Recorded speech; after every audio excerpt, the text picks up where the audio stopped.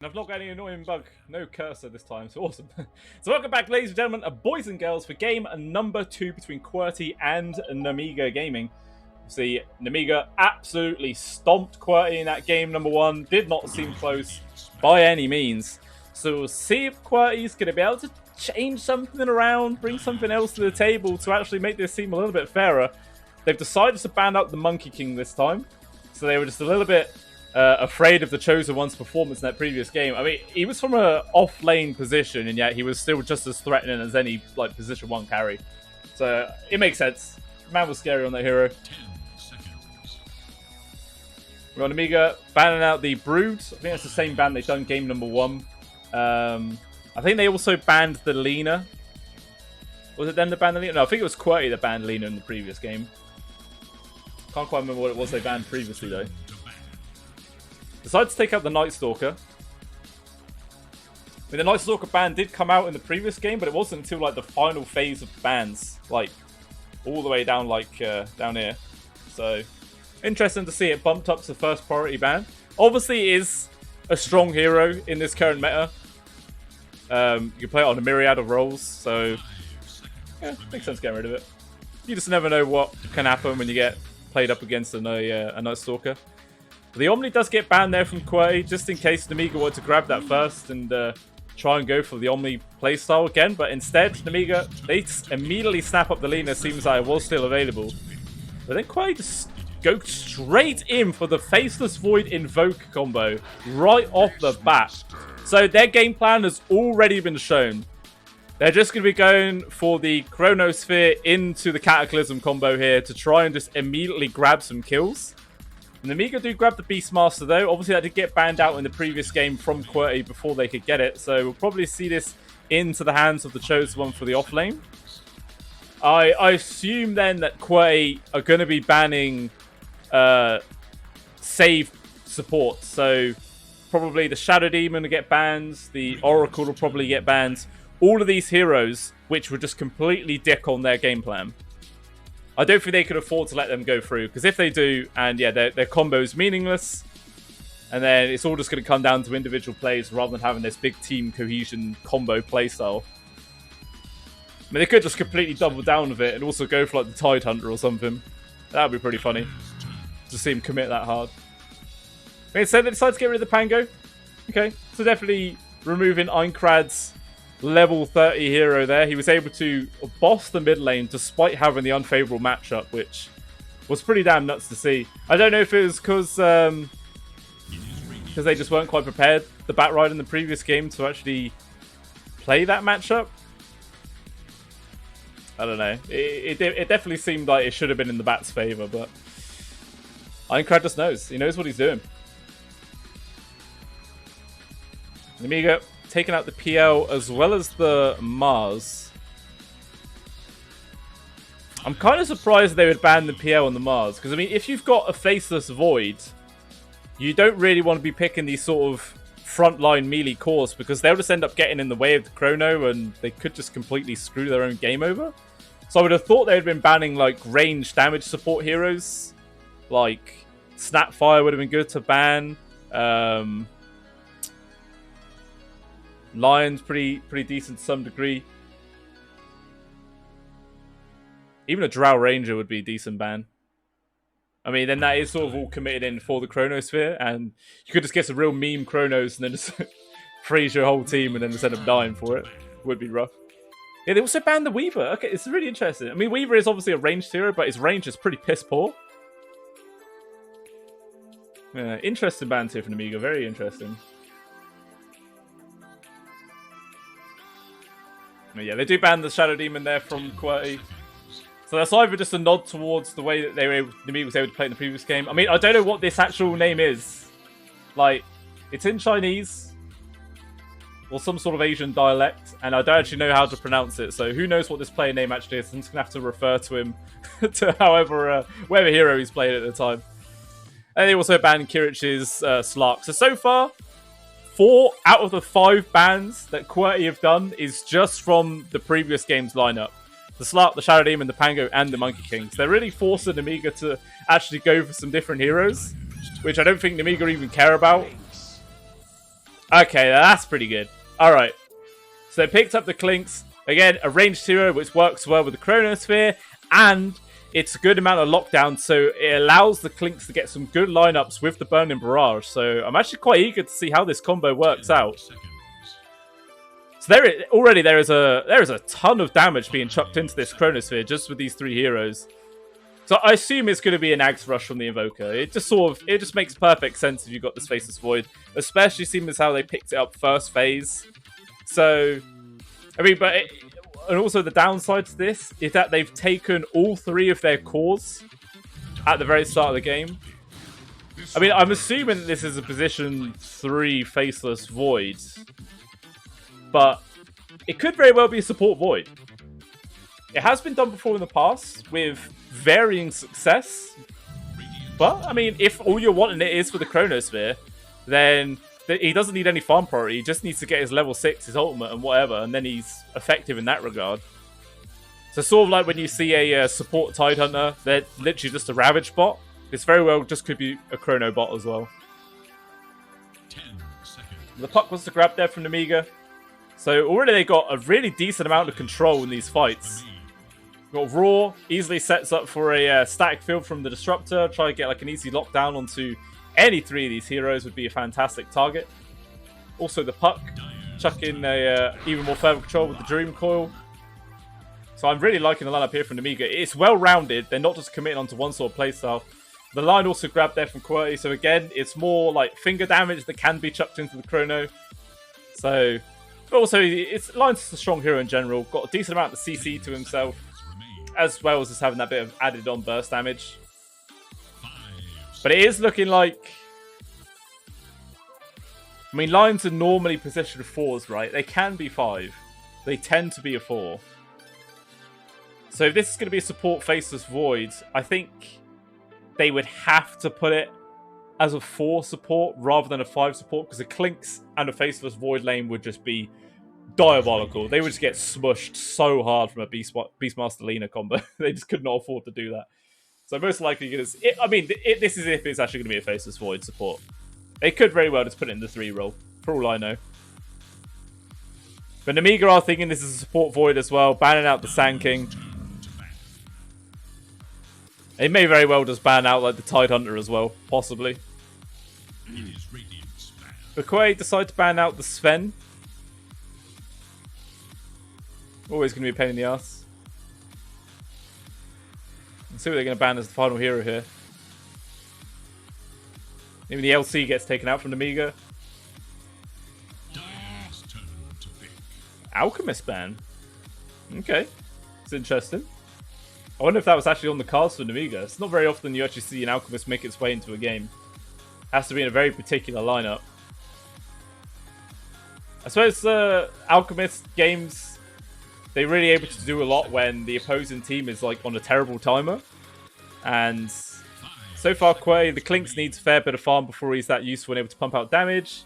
In this playstyle, the Invoker only really needs an Ags. So you may very well just go for like a couple of Knolls as boots and then go for the Ags straight up. And they're actually going to go for the Naga Siren there as their final pickup.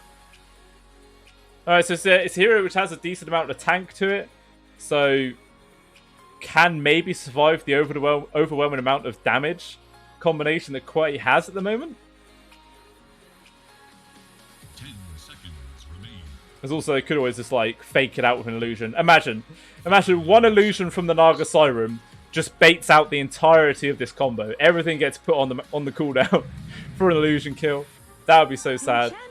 The Enchantress is actually the final grab, so this is actually a core Faceless Void. They weren't feeling too ballsy to make it into a support. Alright. Which is sort of fair enough. Yeah, because their lanes would have been really skew if you'd have had like a, well, some sort of offlane hero with a Faceless Void pairing, which isn't that great.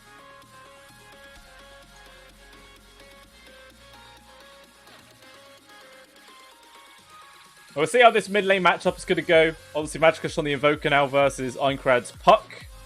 I mean, to be honest, this lane is kind of an even matchup. And Aincrad was able to stomp the lane with an unfavourable matchup. So, in theory, Einkrad should just obliterate this lane, going off the same premise. Maybe. We'll have to wait and see. Probably not.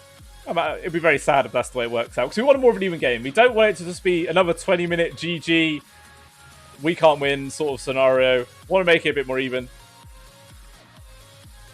But I mean, the lineup from Nemiga, as I said, it just feels so much more well-rounded. They got a really decent amount of team fight as well. They could do the Song of the Siren Sleep, easily set up for a static field grab from the Disruptor, and then Dream Call as well as Roar, getting the connection and control onto anybody else in the team fight that does get stuck in from the static storm. Yeah, it's just control absolutely everywhere from Nemiga. Meanwhile, Qwerty's, as I've said before, is just very one-trick pony-ish. Very reliant on a decent chrono into the Cataclysm with the Burning Barrage from the Clinks. So it is very much more clear-cut, but more difficult to pull off in my opinion. So many more things can go wrong. Then I could be wrong. It could work fantastically and they could just annihilate this game. I hope so. At least then we'll get put onto a game 3, which is what we all want. We don't want easy peasy games. Those are sad. But anyway, here we are, ladies and gentlemen, for game number 2 between Qwerty and Einkrad. Buddy Fog.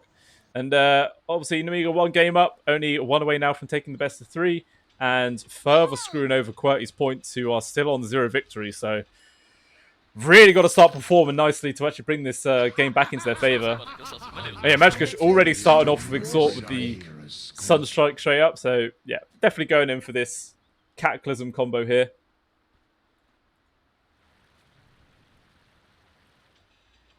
And just the illusions from the Naga, just scouting out all the positions here from Qwerty.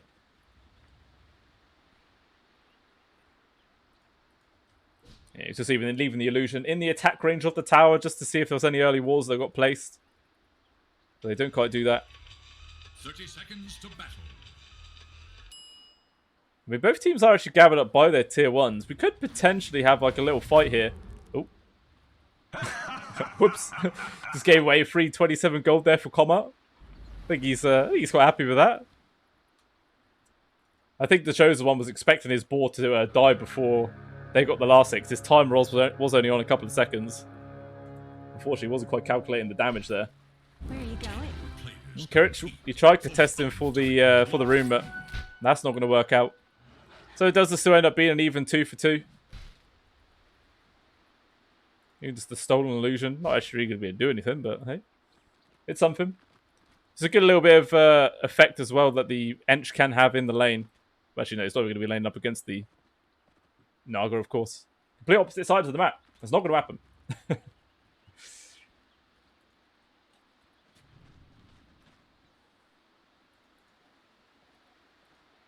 Still, I think Comma, he should have an okay time in this lane. Like, unless he gets caught really far out of position, he shouldn't get bullied by the Beastmaster Lina combo too badly. Fezl, though, obviously has to always have a little bit more of an aggressive positioning, but just with the enchant alone is going to make the Chosen One's life really goddamn miserable. Just constantly stealing these balls. Is Lina even able to get the grab? And the Knight comes out for Fezl, and Comma's just going to kill the other one. Wait, just barely managed to survive. But the Chosen One definitely going to have a little bit of a rough time in this lane. So that might just secure Combat start just a little bit better. And even the Chosen One body blocking up their own pool spot just to make sure that there's no decent creeps that the Enchantress can actually steal and turn into their favour in this lane. Well, I think top's probably going to be a fairly stalemate game.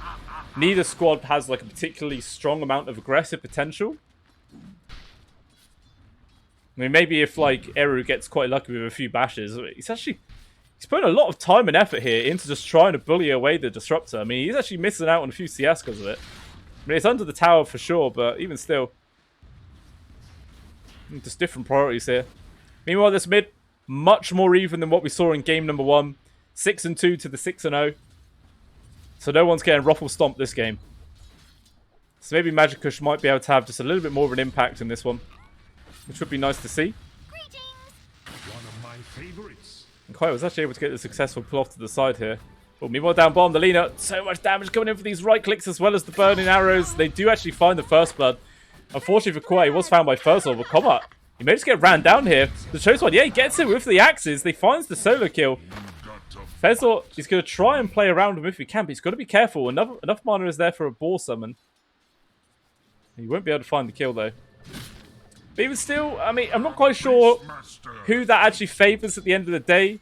I mean, if Comart got this kill, I think it definitely would have favored Qwerty, but the fact that the position 5 got the first blood bonus and then the one died for it, yeah, that's probably not worth it. Especially since that was also solo killed towards the Chosen One, just going to make his game a little bit better. At least they are actually able to pump out a decent amount of harassment. I mean, still, actually, only level 1 on this Alina at 3 minutes in. Oh, but moving like that. Petru ends up dying up top there from Lodine. He gets the final hit. Neru trying to trade some hits off to him. The illusions from the Naga at this stage of the game just doing hardly any damage at all. I don't think Neru is getting very lucky on his bashes, though. They're Lodine able just to walk it off the entire time. But look, again, he's just putting so much focus on hitting onto Lodine. One bash. Another bash. He could just find the kill here. He's going to time warp forwards. He needs a bash. He needs a bash. He can't find it. And that potentially a turnaround here. No time warp for 18 seconds. Is there going to be enough to... Oh, the Sunstrike! It gets it out to low HP. One bash and actually gets it. Well, it's a standard hit. Well played there from Qwerty. Able to get that turnaround. Unfortunately for Lodine, to sat in the same spot for too long. Easily able to get that free kill. Magicka even getting a long distance assist for that. Not that he like super requires it. Pretty much neck and neck with the CS of Einkrad at this point. Sort of balancing out with his superior denies. Oh, the Sunstrike in with a cold snap. Fantastically played there for Magicka. And already this man's off to a fantastic start. He just denies the bottom water rune. Doesn't give a crap about grabbing it. Secures the top one. So good off. Very nice. But in response, though, Nemiga able to find the return kill onto Eru at the top lane. But yet again, it's another support getting the kill. None of the cores are really getting much. It's only the Invoker that's actually able to really secure anything.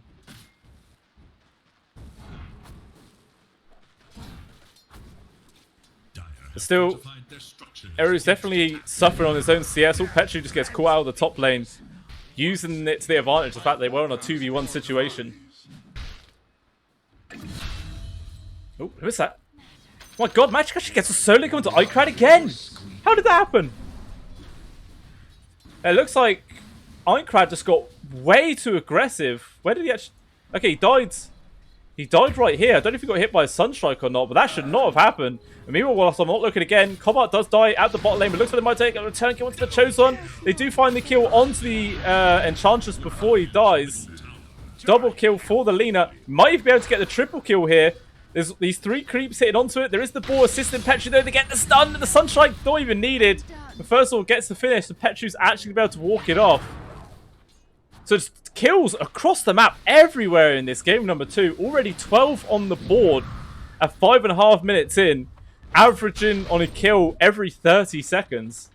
Just so much action happening across the map. And this is the benefit of having an Exort-based Invoker. Because you do just have that global presence. Similar in a way as of having a Zeus or something like that, but not reliant on being on the 6.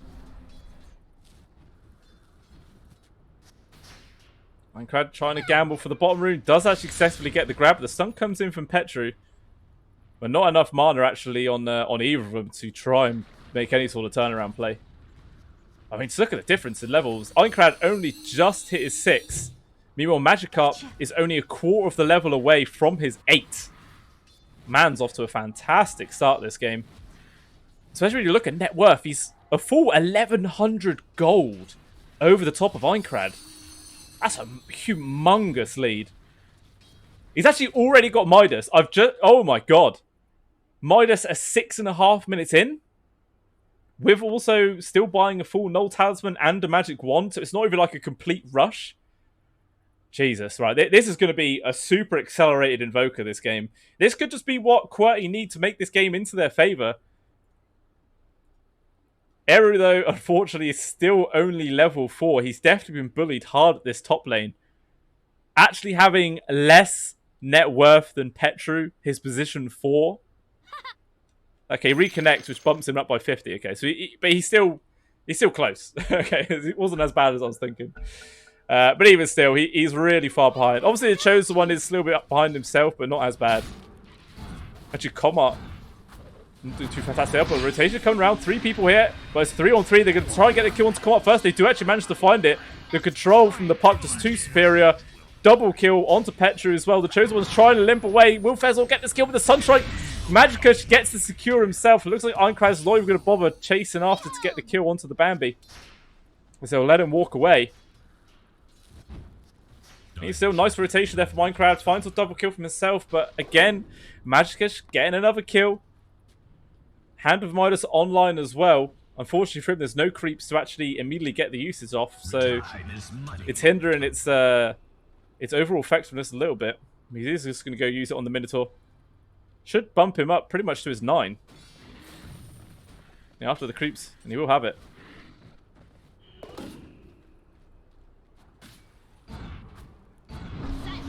Come on, trying to get the kill onto the Hawk, but instead he actually gets hit by the stun into the LSA. He's just going to die again. Comet's game is just absolutely non-existent in this one. Dies with his TP on cooldown as well for 47 seconds. And, I mean, what can he do? He has to come back to this lane. Clinkz isn't really that effective of a jungler. I mean, maybe he could recover quite nicely if there were some stacks made for him. But there is 0 stacks anywhere on this map. So there's no way for him to just quickly accelerate and recover his game. He's going to be behind for a fair long amount of time. And another kill down bot. Nemiga finding Petru behind the tier 1. Probably able to secure the tower. Meanwhile, out comes the Chronosphere. Gets the grab onto Einkrad. We have a Tabor, a server drop. Einkrad doesn't even end up dying. They do get the return call to Lodi. I think the Sunstrike was still on cooldown, so they couldn't even get the grab. So will just end up being a trade of supports, which definitely ends up favoring Nemiga. Seems like that was the Chronosphere first used as well. On cooldown now for like 2.5 minutes. You might wish to retract your last move. Minecraft might actually be thinking about trying to go for a quick kill onto Eru if he can find it, but he's got to be careful. Magicus is sat right next to him, level 9 as well. I mean, what information does Einkrad have to play around with here? He sees the position of everybody here, so he knows exactly what he's getting himself into. Pause. Yeah, I feel your pain, Einkrad. I feel your pain. And meanwhile, Qwerty don't actually have any information on the fact that the puck is still here and trying to make any sort of turnaround.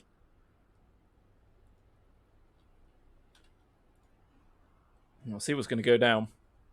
I mean, even still, just the net worth difference is just incredible between the 2 and the 3. The 1 and 3, sorry. Like, Comet is so far behind. He's 1,500 gold behind Kirich at 8.5 minutes in. It's rough. I mean, the Chosen One was sort of suffering a little bit at the start, but after these few moves and a lot of kills they've had at the bot lane, he's easily recovered. And yeah, yet again, it's looking rough, but at least this time, Qwerty have the saving grace of Magicus just being super leveled up at the moment. I mean, he's got a grand sat in his pocket. He's probably considering whether to just go straight in for the Ags or maybe build some, like, sub-items first. I'm not sure if it's worth it. I think he should just go straight in for the Ags. Like, just double down on this big Cataclysm combo play. No reason not to. And Comet finally moved himself up to the top to try and use some space and get some farm on the board, but he's so far away from even his Maelstrom. Doesn't have any components, only 91 gold in his pocket. It's going to be such a long time before he can actually get this item online. Feels real bad. Like, he has to actually pretty much double his current net worth in order to buy this item. That's so rough. Oh, man. And it's taken him 8.5 minutes to reach this stage. What was this pause even for? Did anyone say? Is this just... No, this is a pause from... That wasn't too bright. Just a pause from Lodi, and that was it. I know, it was pause from Invoker, actually.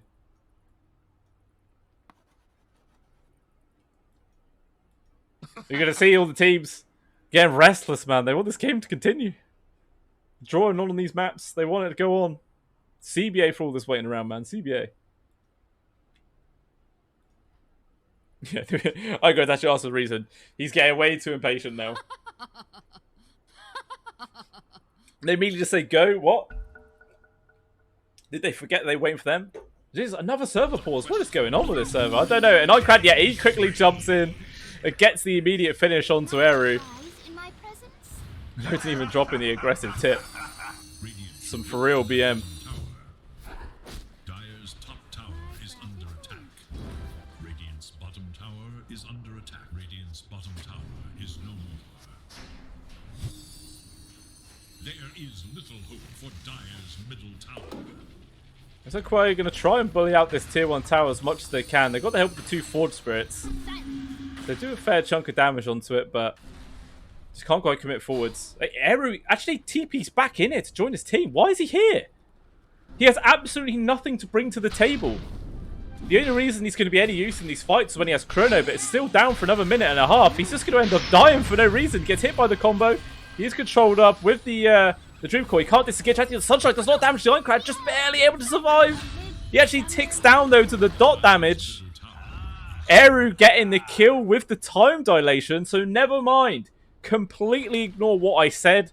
That is 100% calculated. The reason why Eru was here to get that kill. 100%. Man just knows. He just knows. I mean, he's trying to build into the Echo Saber. I mean, so he's going to try and transition to some sort of right-clicking build. I think maybe he should just try and switch it up and go for some sort of utility-based build, perhaps. It'd be interesting. I really think maybe he should go for a Meteor Hammer this game. It sounds weird, I know, but all the damage is really coming out from the Cataclysm and the Clinks. Your role in this game is not to do DPS. It's just to control and assist out the damage from the rest of your team. But the Chosen One actually drops the Roar onto it. His creeps, though, can't get the solo kill, so unfortunately for him, Roar just ends up getting wasted. And there he walks it off. And another server pause. What is going on with this server, man? Dire's top tower is in So danger. mad. Dire structures are fortified. Oh, Lilina runs into Petru. He gets the Hex off to try and delay it as he can. There is going to be a glimpse for pulling him back into the LSA. And it looks like they're even going to be able to give the kill over to Kirich. Oh, he drops the finger to attempt a return kill. But the jump force in from Eru. They got the lockdown to 2 of them. The Disruptor will die. Even the Sunstrike onto the Naga. Is they going to get it? There's going to be the Stacks field. Try and make some space, but they still get the kill. He dies. He didn't even try and pop his ultimate. Why didn't he use his ult? He could have got away. He wasn't silenced or anything. I mean, he was stunned, but he was running. He wasn't doing the cast animation. He must have been trying to use his ultimate. Unless he was, like, confused about the static storm, thinking it was the enemies and was trying to get out of it. I don't know. Even still, fantastic plays from Qwerty. It's just showing that this game is far from over. They're going to try and go for this kill to Eru, baiting out the time warp. Lilina wants to try and get the connection. Off cooldown in just a second. They get the grab, but there's not enough damage to even attempt that kill properly. He's easily able to get himself out. Any more comma? He does have his Javelin, and he's 1,000 gold away from his Maelstrom. As soon as he has that online, he'll be able to ramp up his farming speed quite considerably. And he should be able to try and recover his game a little bit. Oh my days, another pause! Qwerty all saying that they've got lags and freezes. I mean, I've been getting them as well. So maybe it is the server. It's not like they could just remake. Well, no, it's way too... It's beyond the point of being able to go for a remake here. It's the endless pauses, man. Doesn't it? I mean, how far is Magikarp from this Ags? He's got 3,000 gold, so he only needs 1,200 left. And then we could have the big Cataclysm combo coming out. I mean, he'll definitely have it online before the next Chronosphere is off cooldown.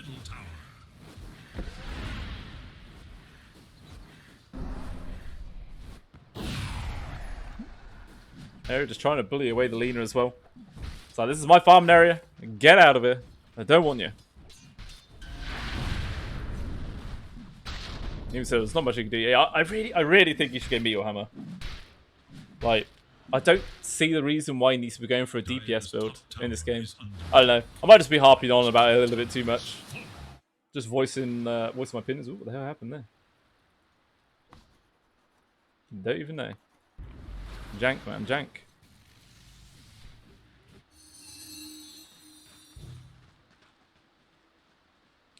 But I think the first time in this game, a calm has actually sailed across the map. Everyone just chilling, doing their own thing. I mean, definitely Qwerty just waiting for the chrono to be back up. And Nemiga, I guess, I mean, they have absolutely everything up online. Everything's off cooldown. They all got a decent amount of farms, so they could take some fights if they want. I guess they're waiting for the Chosen One to get his helm online. Oh, the Static Storm onto Eru.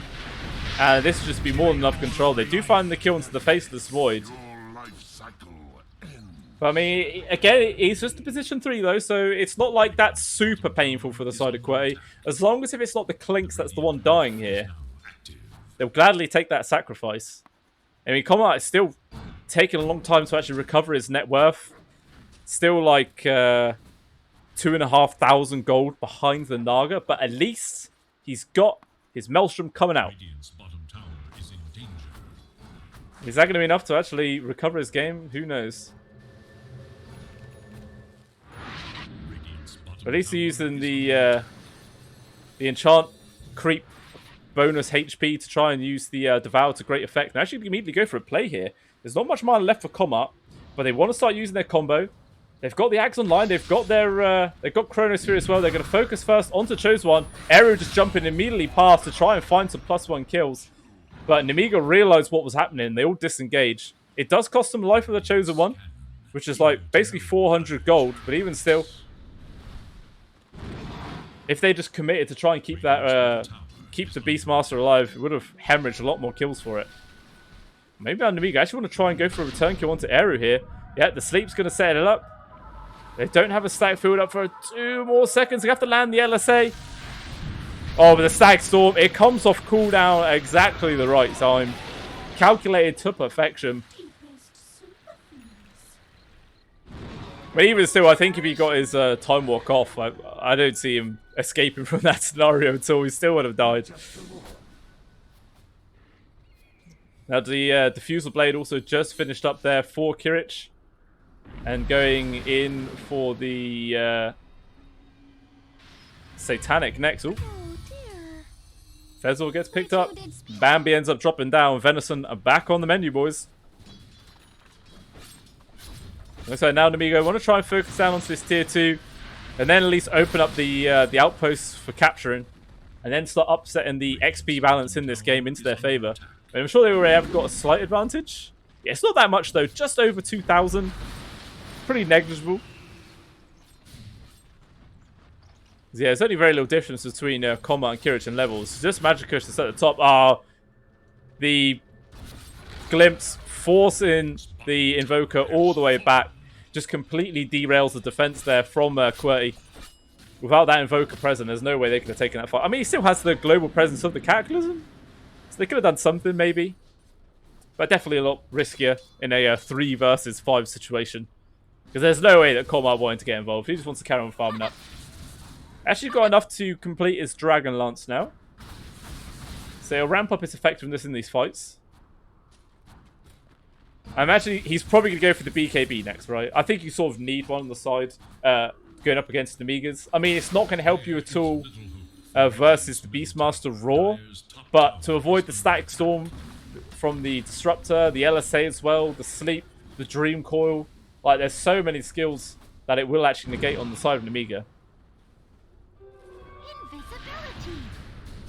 Looks like this tier 1 tower might just end up falling down. Doesn't even... No one managing to get a deny. The damage from the boars is too damn strong. And that was 5 members as well from Qwerty in the vicinity. They wanted to try and take a fight, I think, but no one was actually able to find it. I mean, their whole entire lineup is built around this Chrono Cataclysm combo, and it's been off cooldown for about 2 minutes now. So they're sort of losing their effectiveness as a team by not just capitalizing on these cooldowns. Like, they should really be using them every single time they're up. And I can see it from the point of the fact that if they are on cooldown, then there's not really much that the Nemiga need to fear, and they can start playing quite aggressively themselves. So in a way, it's keeping Nemiga at bay, and it's giving more time for the Clinks to farm up and try and close the net worth gap. But even still, I don't think there's any way you can actually try and outpace the farm and the Naga. Like, the Barrage and the Maelstrom helps, sure, but the Nagas with all the illusions, just splitting waves, farming up all the camps, it's so difficult to try and contest that sort of farm and amplification. And actually, it just looks like Nemiga already beaten onto tier 3s. Ironclad jumping in deep, focusing straight onto the Invoker. There is some TPs coming in there from Qwerty to try and lend some helping hand. But the Static Storm, it stops the Faceless Void from dropping down his ultimate. Even the call of the Siren, it allows the Chosen One to disengage, gets the TP out, and not a single member from Nemiga actually ends up dying from that. Oh, he's trying to even sacrifice the Dragon to the pit so no one gets it. Oh, Petru still finds the kill there. But he was still, like, well played from Nemiga to actually avoid that disastrous engagement. Just a quick Static Storm onto the Void to stop the Chronosphere. The Song of the Siren to allow everyone to disengage, barely saving the Chosen One's life. Super, super close.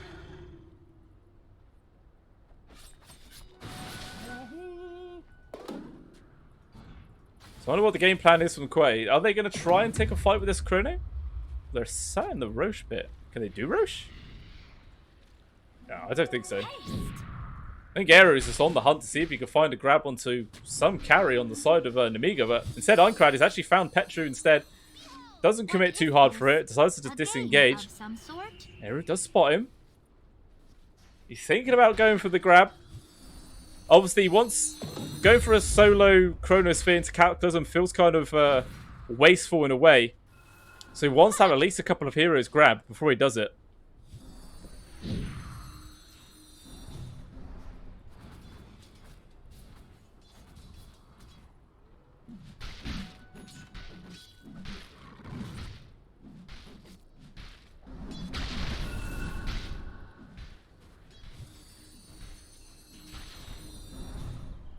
I think there's just so much relying on Magickush this game for the side of Qwerty. Like, his farm is definitely progressing very well. Working on towards his BKB next after having Bot Zags and Midas done. He'll have it online in a couple of thousand gold. Oh, actually, in the mid. Missed that, but Loading actually ends up getting caught. Kill found by Magickush. Now 5-0-3. They're definitely the one making most of the moves here for Qwerty, these parts of the game. Ironclad sat on this high ground. He literally just watches Eru and Fezzle walk right past him. Fezzle might just drop an observer wall on this high ground. And then spot out Ironclad. They could set up for some big turnaround here. Who's going to get the jump? Actually, Petru, he gets the jump immediately there onto the Lina. The Cataclysm just finds the kill. There's the Song of the Sirens. Maybe they want to turn this around. The TP coming in from the Disruptor. He just about gets the Storm, but it's only onto the line of all people. And he's already... Actually, his finger's still off cooldown. Out comes the Chronosphere. Gets connection too. But the Cataclysm's already been used. All of the damage on the side of Qwerty just not going to be able to find that kill. Even the Glimpse backwards, try and get this kill onto the Faceless Void with the Roar. They take him down, but instead, the Barrage from Comet finds Ironclad in the trees. Cute charging forwards. He's got to be a little bit careful. He can't just survive by diving in deep on his own. I think Qwerty are actually happy about this trade. Like, the Faceless Void is poor as shit, so him dying means literally nothing to them. They found the kill onto the Lina, the Disruptor, as well as the Puck. So very, very nice. I think if the Invoker was just a little bit too liberal by popping down his Cataclysm. He does find Kirich, but I don't think he's actually going to get this kill. Yeah, if he just had the discipline to hold on to the Cataclysm for a bit longer, he could have maybe found that one. Magickush just able to get the TP out of there. The Static Storm, if it was like a tiny bit further to the right, they would have had the vision. He could have gone for the Glimpse play. Fortunately for that, we won't be able to find it. Now, BKB now online for Magickush. I'm going straight in now for the Refresher Orb. So, having the double Cataclysm is going to easily melt down anybody that gets stuck by this Chronosphere. I think even the tankiest person, which is the Naga at this point, 2300 HP. When the Cataclysm, actually I can't even see the damage just yet because he's not got it skilled up. I think each beam is like 450 pure damage, something like that. So with 2 Cataclysm on top of you, it's 1800 HP, 1800 damage. So nearly once it hits them. I could be completely wrong about that damage. It's just off the top of my head. Oh, there's just a quick kill found there from Magikush. Burst down Lodine. They saw Uncrowd off to the side. But nobody's getting the kill. Actually, I say that Petru jumping in, gets the Hex initiation. So as the follow-up's done, Cataclysm just going to commit to immediately burst him down. And they find the kill. And another server lag. What is going on with this server, man? It's so bad. But actually, it looks like not even done. Magikush charging forwards. Triple kill found from him. Godlike spree as well. This man is just firing on all cylinders this game. He's just carrying Qwerty to the finish line. He's just making all the space in the world, allowing Commart to actually recover. Who I believe has got BKB coming out of career now. Yeah, he's got completed BKB along with Maelstrom Dragonlance. And they're even going to be able to take down the first Aegis. Because there's no buyback on either of these two heroes from Nemiga. They're actually, the rest are coming in here. They realize this is going on. The Illusion's going to scout it out. And that alone will actually force Qwerty out of the pit. They don't want to commit too badly for it. Command just going to sit right next to the Chosen One. Doesn't quite want to just go for that kill immediately. And they still got the Chrono available to use. Very short range glimpse. Can't find that. I think Cataclysm, though, is still going to be on cooldown for like another minute. So they don't have that big combo to work with. But even still, they find the Roshan and kill. And they're actually going to charge forwards, try and get the grapple onto Chosen One. Combat leading things off. Uncrad self to side, though, with double damage. It's a perfect opportunity to get a massive Dreamcore connection. But no one else really for Nemiga in the vicinity to go for that kill. So a quick death there for the Beastmaster. And Uncrad's on full retreat. I think he should be able to get out of this one. Yeah, Duke's the correct direction. He's just constantly hunting this guy down. He sees him yet again. But there's still Orb, Wayne and Rift, and Blink Dagger left to use here for the puck. Should easily be able to juke himself out into the trees. But I think it's like the 10th pause this game. Something like that. Absolutely monstrous.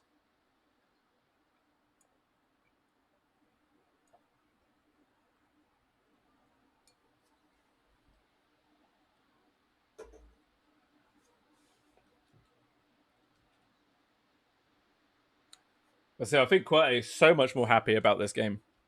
Like 25 minutes in, it's still just less than a 1k gold lead. I mean, definitely the other two cores have been suffering, but Commart recovered quite nicely. Only 2 grand behind the Naga now. But still, Eru has absolutely nothing. 7.4k net worth. At this stage of the game, he's trying to build an MKB. But all he has to his name is an Echo Saber. Literally is just the Chrono bot. Which to me is just emphasizing even more that it feels like if this Echo Saber was a Meteor Hammer, it would be a bit more effective.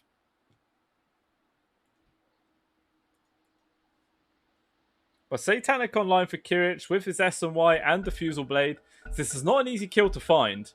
I mean, with the Chrono double Cataclysm, probably would do a humongous amount of damage. Yeah, he's the escape for the puck. Radiant's middle tower is under attack.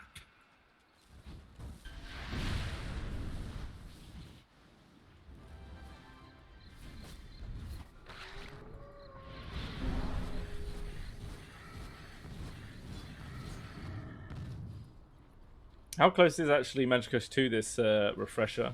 It's like, what, 1650, Stabby, 3300, then the recipe, 43, 5,500, something like that? 6,000, 5,000. Dire's top tower is under attack. 7, 5, no, yeah, 6,000 gold. So he's only just about over halfway at the moment. Have I done that right? Is that correct? Dire's top tower is under attack. I think so. I don't know, man. I don't know. Dire's top tower CBA for the math. is no more. But the tier 2 at the top does actually end up dropping down there. So now, at long last, Qwerty can actually start taking the outposts up the map. As they've pretty much lost the control of their outposts for the last, like, 10 minutes or so. Maybe not 10 minutes, but close to that. It's been a very long time. Probably feels like 10 minutes because of the amount of pauses that we've had.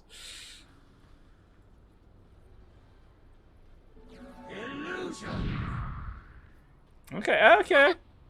So Eru actually dismantles his Echo Saber to get the Yoga Axe to finish off his BKB. That's quite nice. They actually just find another kill there onto the puck. Cataclysm was popped yet again for it. But even still, with that puck down, another 40 seconds. And also with the Aegis in tow, it looks like Qwerty can finally start actually applying some pressure across the map here and actually have some momentum onto their side. They didn't bother actually beating into the tier 2. Obviously, the backdoor protection is still there. They're waiting to see if anyone on the side of Nemiga steps out of position. Meanwhile, the Chosen One is actually pushing up onto the high ground at the bottom. Forces the TP rotation there onto Fezor. He immediately drops the Roar, but again, I don't know to what avail. He has nowhere near the damage output to try and go for a solo kill onto an Enchantress. He's forced us to immediately fall back. It's not like it's the biggest cooldown in the world. 80 seconds. It's still a decent amount of time.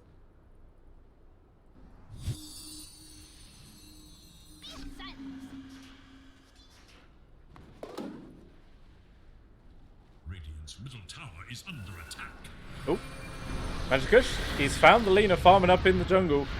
You can try and go for solo kill. The LSA does a connection. He's doing a fair bit of damage, but not a single member from Nemiga wanted to try and assist for that kill. Combat actually even managed to find a solo kill onto Loading up top, so both supports from Nemiga dying in different parts of the map. It really feels like they're starting to crumble at the seams now.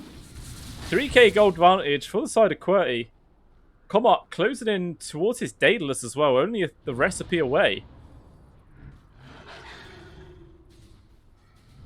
It feels like they're just not quite sure about what it is they want to be doing. I've not seen them move around as a 5-man unit for an extremely long amount of time. It looks like they're probably going to be able to find this skill here onto the Enchantress. He's going to drop the Dream Call for this. Oh, the TP's coming in from the Invoker. And he's actually going to complete it. So it's going to be the Song of the Siren to allow Kirich and Einkrad to disengage.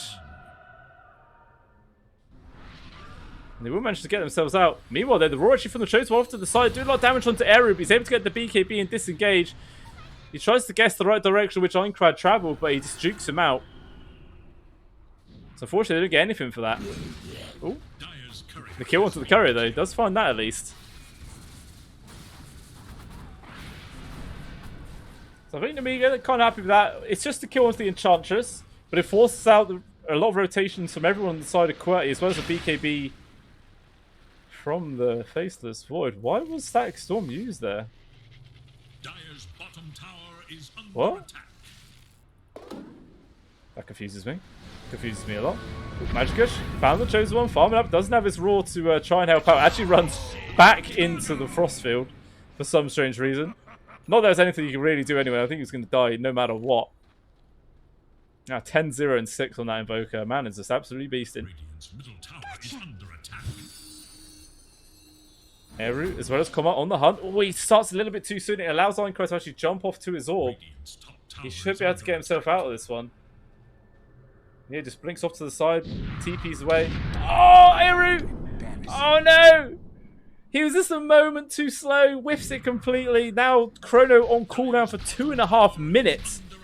But I think at least Nemiga have no information of that.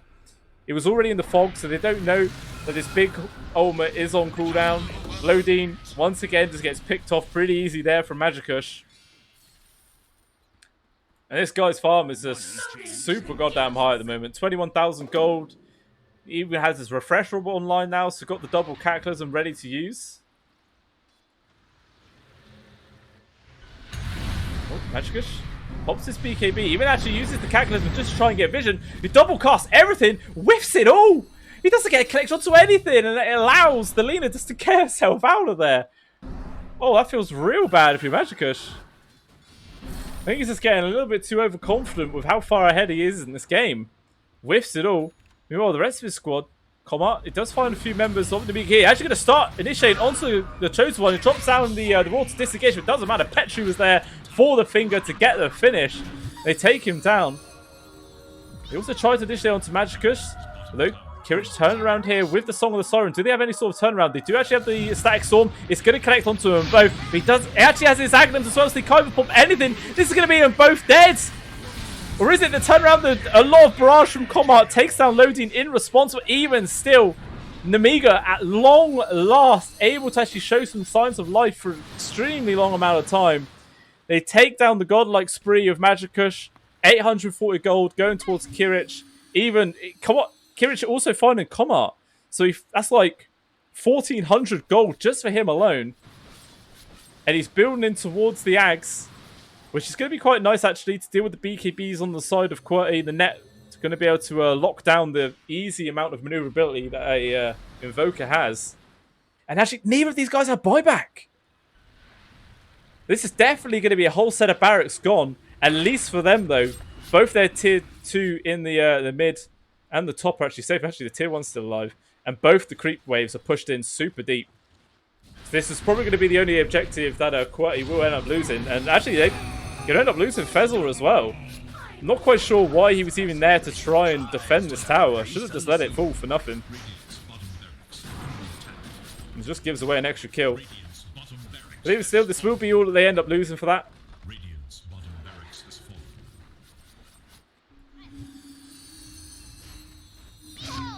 I suppose no one's just immediately TP to the mid. I thought Ironclad would have gone top, push that one out, and someone would have gone mid to push out the second wave. Beru's way off to the side.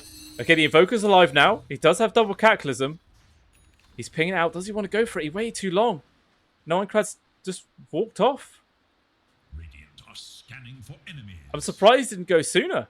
I really am surprised about that. Dire are scanning for enemies. Well, a 4-man smoke here from Nemiga. I guess they were on the hunt for Eru because he's been off the map for a long time. I wanted to find the kill there onto the Faceless Void. And Roshan's still 1 minute and 15 seconds away, so it's not going to be online anytime soon for them to quickly capitalize on that one. Oh, come on! He actually dodges the LSA, immediately just annihilates the Lina, evaporates, so even the finger dropped onto Qwerty, super low HP. He pops his BKB and the Satanic Beast running away. If you use Satanic, you've got to hit people. It does absolutely nothing. Even the Chosen One's going to get picked off here. 3 quick kills for Qwerty. Even the buyback from the Lina as well. And unfortunately for them, Roshan isn't actually up just yet. It will be online in 45 seconds. And there will be a brief window where it's up and the Naga Siren isn't. So they could maybe try and capitalize on that slight little time discrepancy. But even still, yeah, Qwerty, he popped his BKB and his Satanic, but yeah, he just ran. I think if you're popping his, he should have just turned around and whacked into him. It would have been his only chance really of survival. And now Qwerty taking the advantage and actually able to start doing some aggressive moves themselves. Push themselves into the tier 3 in the mid. The Glyph will delay this out for a little bit. But even still, this whole set of barracks will just end up falling down. There's nothing that the rest of the members of Nemiga could do to keep it alive. There's actually a nice bit of a creep car in there for Minecraft to make sure they can't just carry on pushing forwards, but it doesn't matter. There's a whole wave at the top. That's pretty much here as well. The Alacrity on Combat as well, just going to evaporate these towers. Another bit of server lag. The tower's gone. The dive bomb did hold him back for now, but even still, everyone on the side of Qwerty will just manage to disengage.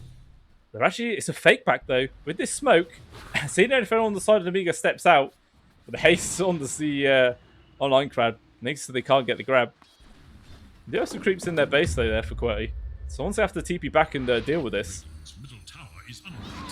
And that's going to give the hero advantage here for Nemiga. The jumper forwards. Oh, they get the Dream Core collection onto Combat. It's a good target. He has his BKB to turn around. But the Cronus V with the 3-man connection, the double Cataclysm, it annihilates the Lina. Qwerty gets pretty low. He's able to survive. The Aeon D2Cl kept Ironclad alive, but still too much control. Qwerty, he ends up dying. The Stack Storm finally comes out from loading, but it's too little too late. They've already lost 2 heroes for this. The Chosen One trying to go for the TP out. The damage from Combat is not enough for this phase. So again, it's another advantageous fight for Qwerty. And they could just be able to easily push top now. Actually, no, Roche is alive. This is about to get scoured out as well from Petru and Fezzor.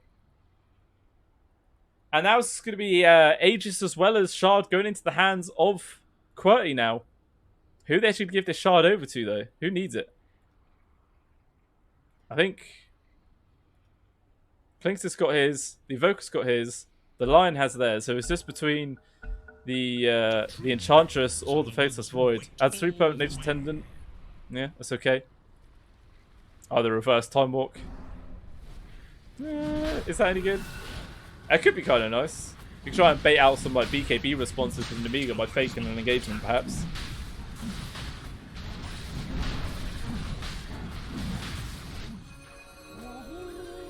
So this game is just looking real damn sketchy for Nemiga. There was a stage where they were like quite far ahead. They had a decent amount of gold advantage, but they just did too little with it, and it's just allowed Qwerty to easily come back into this game. 14k gold now into their advantage, with the Aegis yet again into the hands of Comet as well.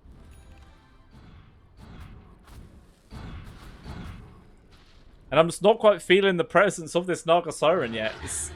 She's quite tanky, sure. She survives the Cataclysm combo, but apart from that, she doesn't have that much damage output, and the Satanic isn't really able to keep her alive that much.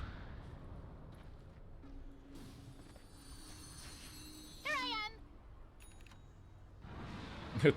Dagon's just immediately queued up here for Iron Crab. Guess they just need some extra source of damage output, because at the moment they are severely lacking.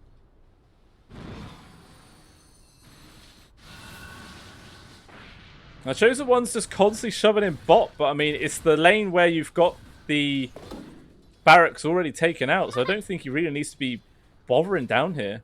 I mean, actually, it's kind of difficult to go for the other lanes because there's constant hero presence from Qwerty. They're actually... Okay, they were bringing 3 heroes, people, but the kill into the creep stopped that. Now, as Octarine just finished up from Magikush as well. So this man is actually full-on 6-slotted now, 37 minutes in. Just so much farm, 26,000 gold. Quickly followed up by the Naga as well as the Clinks.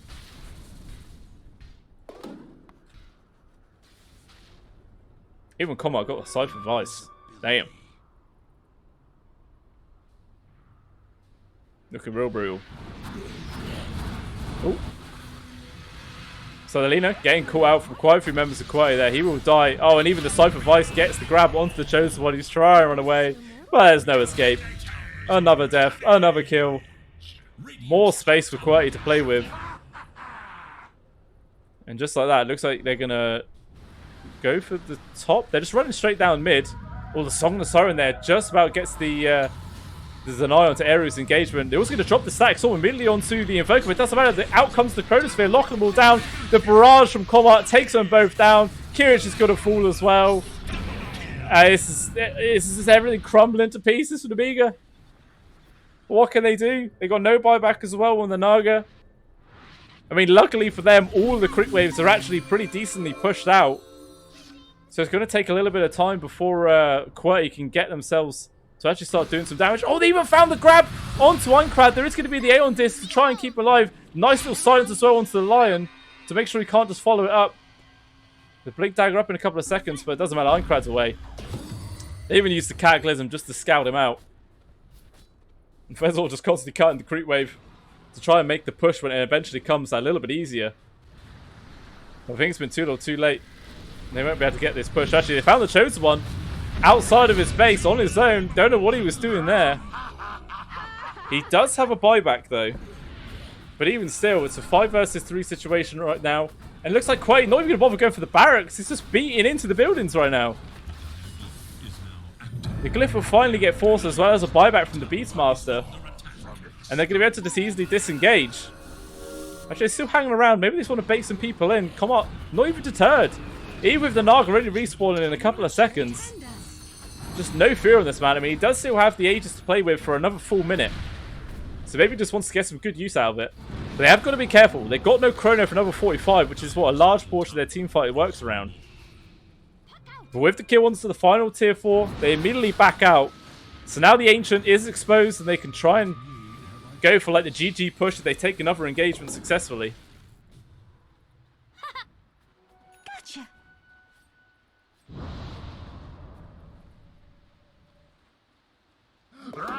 He also had Seer and Arrow's multi-shot on the level 25. That's pretty nice. I'm kind of surprised he didn't actually go for the plus 50% so that's 5% Death Pact thing, because he has the Enchantress. Like, because yeah, he would have got like a huge extra chunk yet again if he had that instead. That's interesting, you know. The multi-shot's still pretty decent. Can't argue. Radiant's middle tower is under attack.